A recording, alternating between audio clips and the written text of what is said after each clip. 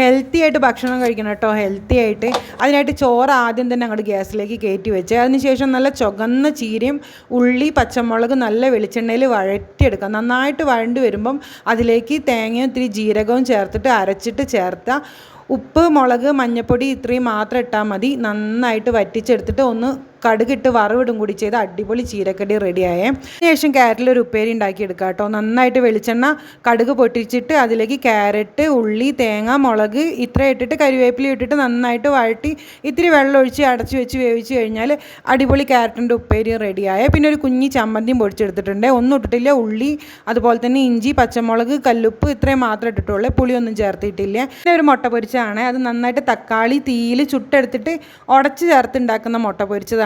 പിന്നെ രാവിലത്തെ ദോശ കുഞ്ഞിവാവയ്ക്കൊരു മുട്ട പുഴുങ്ങിയത് ഒക്കെ കൂടി ആകുമ്പോൾ നല്ലൊരു ഹെൽത്തി സ്നാക്സ് ബോക്സും അതുപോലെ തന്നെ ടിഫിൻ ബോക്സും ഇതാന്ന് പറയുമ്പോൾ റെഡി ആയിട്ടോ. കുറച്ച് നട്ട്സും ആപ്പിളും കൂടി വെച്ചിട്ട് സ്നാക്സ് ബോക്സും കൂടി റെഡി ആക്കി.